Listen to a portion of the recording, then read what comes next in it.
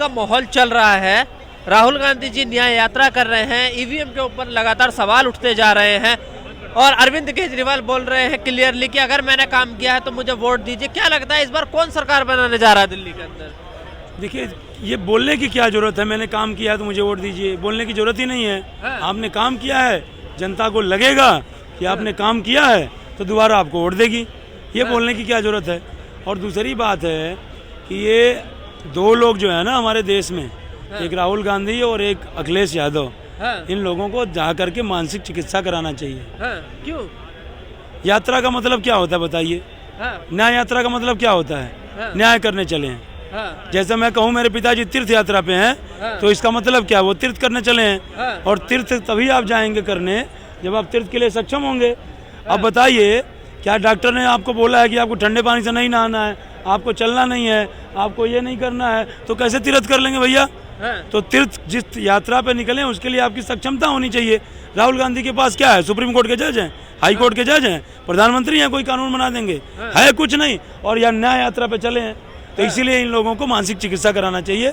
और रह गई बात ये कि जो अरविंद केजरीवाल की बात है, इन्होंने जो झूठे वादे रूपी धूल जनता की आंखों में झोंके थे, वो धूल अब इतने सालों से आंख मलते मलते निकल चुकी है। अब जो है जनता बड़ी साफ नज़रों से, बड़ी साफ निगाहें से आम आदमी पार्टी और अरविंद केजरीवाल का चित्र देख रही है।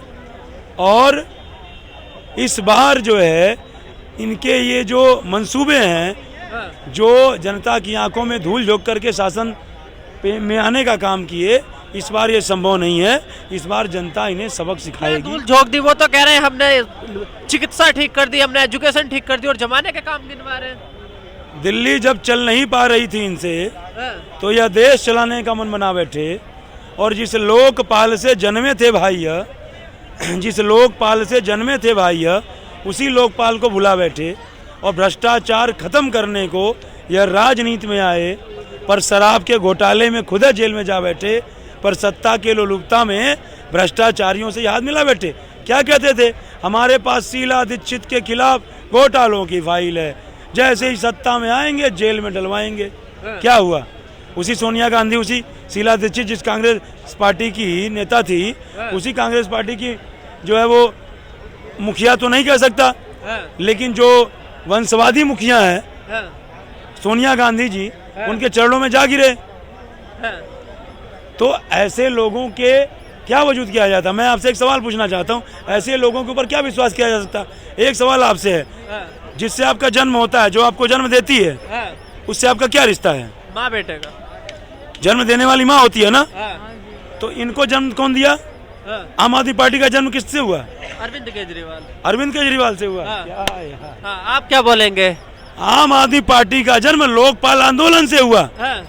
लोकपाल कानून करने वाला आंदोलन किए। करने वाला कौन था? करने वाले की बात छोड़िए, मुद्दा क्या था? बेस मूल क्या था? लोकपाल आंदोलन। लोकपाल आंदोलन से जन्मी हुई पार्टी आज 3 बार सत्ता में रह चुकी, और आज तक लोकपाल पे जो पहला उसका मुद्दा था, उस पे कोई उसका संज्ञान नहीं है। जिससे जन्म हुआ, जो पार्टी की माँ है, तुम उसका ही संरक्षण नहीं कर पाए तो जनता का क्या कर पाओगे भाई? और मैं मानता हूँ, चलिए आप कह सकते हो दिल्ली के शासित प्रदेश है, यहाँ पे एलजी की चलती है, एलजी ने रोक दिया फाइल। दिल्ली है, ठीक है। पंजाब क्या है? वो तो पूर्ण राज्य का दर्जा है, वहाँ पे तो एलजी की नहीं चलती है, वहाँ तो मुख्यमंत्री की चलती है, तो वहाँ तो बना दिए होते, वहाँ भी नहीं बनाए। तो जो अपने माँ का संरक्षण नहीं कर सकता है, माँ को स्थापित नहीं कर सकता है, वो जनता को क्या स्थापित करेगा विकास के रूप में? इसीलिए मैं कहता हूँ कि खुद हुआ नहीं जो अपने ही माँ का, खुद हुआ नहीं जो अपने ही माँ का, वह जनता का क्या हो पाएगा? और आने दीजिए चुनाव, इनका सुपड़ा इस बार साफ हो जाएगा। ऐसे ही हर बार का सुपड़ा इस बार साफ हो जाएगा। हर बार ऐसे ही बोलते हैं अपोजिशन वाले, वो फिर सरकार बना लेते हैं। ऐसा है, मैंने अभी आपसे क्या कहा कि जनता की आंखों में जो वादे रूपी धूल झोंके थे, वो अब साफ हो चुकी है। कह तो रहे थे इस बार, क्या कहते हैं लोकसभा चुनाव में, कि हम जो है हरा देंगे 7 की 7 सीटों पे, खाता तक नहीं खुला। और उसके बाद आपकी बातों पे आ रहा हूँ मान्यवर, मुस्कुराइए मत। बिल्कुल बिल्कुल। अभी जब ये जेल से आए तो इन्होंने इस्तीफे की जब पेशकश की कि मैं 2 दिन में दे दूंगा, इन्होंने कहा कि ऐसा है कि मेरी गुजारिश है चुनाव आयोग से कि महाराष्ट्र चुनाव और झारखंड चुनाव के साथ ही चुनाव करा लिया जाए। अक्सर इन्होंने कई बार बयान हुआ कि कल चुनाव करा लो, हम जीत के दिखा लेंगे। तो जब तुम हर समय चुनाव के लिए तैयार हो, अभी चुनाव आयोग ने घोषणा तक नहीं करी और तुमने 11 टिकट अनाउंस कर दिए। और चलिए मान लीजिए 11 जो तुम्हारे सिटिंग एमएलए थे उनको अनाउंस कर देते तो ठीक है, आपको उनके काम पे विश्वास था। भाई ठीक है, तुम अगली की तैयारी करो। जो तुम्हारे सिटिंग एमएलए थे तुमने उसमें 6 के टिकट काट दिए और बाकी तुम्हारे हिसाब से जो भ्रष्ट पार्टी है और जो अब तक इतिहास से आजादी से लेकर के अब तक के इतिहास में तुम्हारी नजरों में और तुम्हारे बयानों के आधार पर जो सबसे भ्रष्ट पार्टी है उसी के नेताओं को अपने पार्टी में लेकर के और टिकट दे दिया। कौन सी पार्टी का ले लिए? जनता पार्टी के कई लोग आए, उनको टिकट मिल गया। कांग्रेस के लोगों को टिकट मिल गया। और मैं ये कहना चाहता हूँ कि भैया तुम लोकसभा चुनाव में आरोप लगा रहे थे कि भारतीय जनता पार्टी ने अपने सिटिंग सांसद के टिकट काट दिए। इस डर से उन्होंने काम नहीं किया, इस डर से उन्होंने काम नहीं किया, इसलिए हार जाएंगे, इसलिए चेहरा बदल दिया। तो यही सवाल तो हम तुमसे पूछ सकते हैं, तुमने अपने सिटिंग एमएलए का टिकट क्यों काट दिया भाई?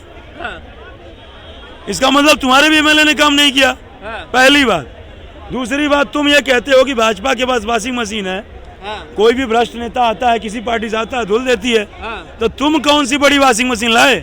सुने पंजाब में जो है वो वॉशिंग मशीन में लस्सी बनाई जाती है, तो कहीं पंजाब से बड़ी मशीन तो नहीं लाए धुलने के लिए? कौन सी वॉशिंग मशीन लाए भाई भ्रष्ट नेताओं को धुलने के लिए? कौन से भ्रष्ट नेता है? यही तो कहते हैं भारतीय जनता पार्टी सबसे भ्रष्ट पार्टी है। अब तक के सबसे जो है वो भ्रष्ट नेता, भ्रष्ट प्रधानमंत्री मोदी जी को कहते हैं। तो ऐसी पार्टी जिसको सबको भ्रष्ट तुम बोलते हो, कांग्रेस को बोलते हो, भारतीय जनता पार्टी को बोलते हो, तो वो आकर के कैसे उनको तुम धुलोगे भाई? चलो भाजपा तो धो देती है, तुम्हारे पास कौन सा वॉशिंग मशीन है? तुम कैसे धुलोगे? मोदी जी को चैलेंज भी करते हैं कि एक बार मोदी जी ये तो बोल दे अगर मैंने काम किया तो वोट दे देना। जो व्यक्ति अपने आप को बार बार सबसे ईमानदार घोषित करता हो, अपने आप को राजा हरिश्चंद्र बताने का प्रयास करता हो, वो सबसे बड़ा बेईमान होता है। और बड़े दावे के साथ कह रहा हूं, हमारे इस वक्तव्य पे रिसर्च कर लीजिएगा, फेल हो गया तो गुलामी कर लूंगा। अच्छा। हाँ, तो कहने की जरूरत नहीं है कि हमने काम किया है तो वोट दीजिए। अरे काम किया है तो जनता अपने आप वोट देगी।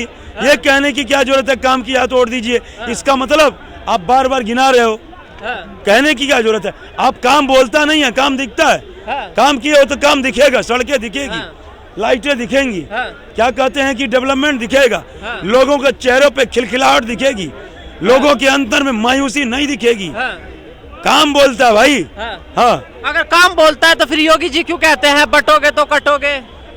मैंने यही कहा ना कि 2 लोगों को मानसिक चिकित्सा का इलाज कराना चाहिए, अखिलेश यादव और राहुल गांधी मुख्य रूप से।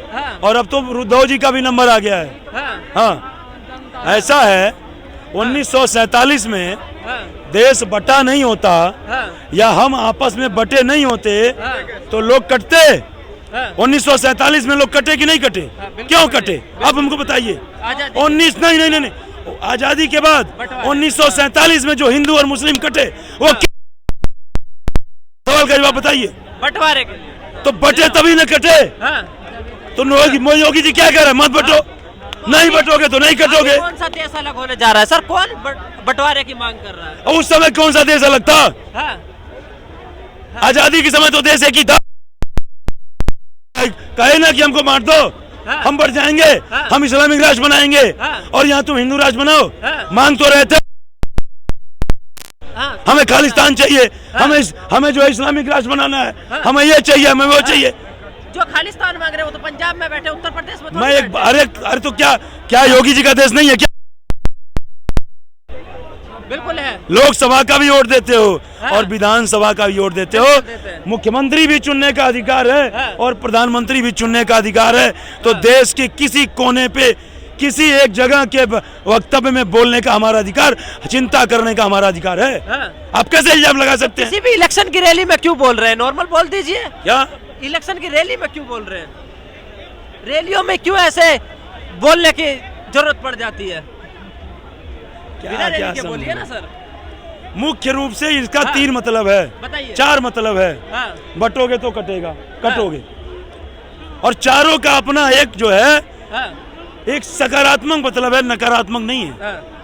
पहला, बटोगे तो उचित शिक्षा सुविधा, उचित स्वास्थ्य सुविधा, उचित डेवलपमेंट, अमन चैन, सुख समृद्धि से कटोगे। क्यों कटोगे?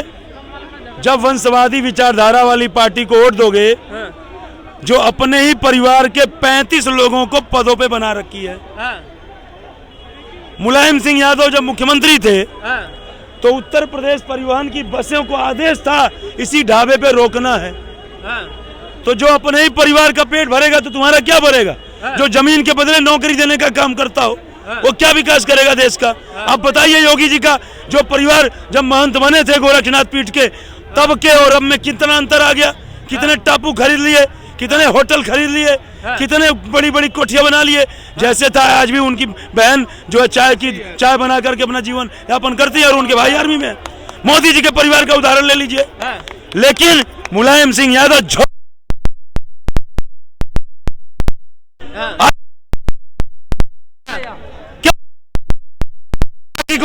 ऐसी विचारधारा वाली पार्टी को लोगों नोट दिया, इसका मतलब ये था। अब दूसरा मतलब सुनिए, बताइए। उठा करके इतिहास देख लीजिएगा, झूठ बोल रहा हूं तो बहुत जगह जहां पे हिंदू बहुत पढ़े लिखे थे लेकिन बटे तो नक्शे से कट गए भारत के। नक्शे तो जाओगे। तीसरा मतलब बता दूं, जैसे बांग्लादेश में हिंदू कटे वैसे कट जाओगे, जैसे कश्मीर में कश्मीरी पंडित कटे वैसे कट जाओगे। समझ रहे? और चौथा जो सबसे मूल मतलब है, जो सबसे मुख्य मतलब है इसका कि 1947 में जब देश बटे, 47 में बंटवारा नहीं हुआ होता, आपस में बटे नहीं होते तो न हिंदू कटते न मुस्लिम कटते। क्या जो दंगे होते हैं कोई एक पक्ष का मरता है? दोनों पक्ष के मरते हैं। कभी एक पक्ष का भी मान लीजिए मर गया, कभी नहीं मरा, लेकिन कभी कभी दोनों पक्ष के मरते हैं। नुकसान दोनों का। और 1947 में नुकसान दोनों का। तो इसीलिए योगी जी कहते हैं एक रहोगे तो नेक रहोगे और नेक रहोगे तो सेफ रहोगे। एक छोटा सा उदाहरण देकर अपनी बात खत्म करूंगा। उस समय जब भारत पाकिस्तान की बंटवारे की बात हुई, सारे हिंदू मुस्लिम सिख ईसाई क्रिश्चियन एक और करके बोल देते हमें बंटवारा नहीं चाहिए, हम अलग नहीं रहना चाहते हैं, हम एक साथ रहेंगे। तो ये भेदभाव, ये नफरत, ये राजनीति, ये जो लोग धर्म के नाम पर, पंथ के नाम पर, मजहब के नाम पर अलग अलग पार्टियां कर रही हैं, क्या ये कर पाती? आज लोग भड़कते नहीं भड़कते। उस समय देश एक रहता तो आज ये जितने भी संभल के मुद्दे, ये मुद्दे, वो मुद्दे ये आ रहे हैं ना, ये सारे आप लोगों की दुकानें जो है, क्षमा चाहते हुए जितनी दुकानें नहीं लगती मीडिया की, ये क्षमा चाहते हुए बोल रहा हूँ। क्यों? कि देश में अमन चैन रहता, हम बंटते नहीं, हम एक साथ रहते।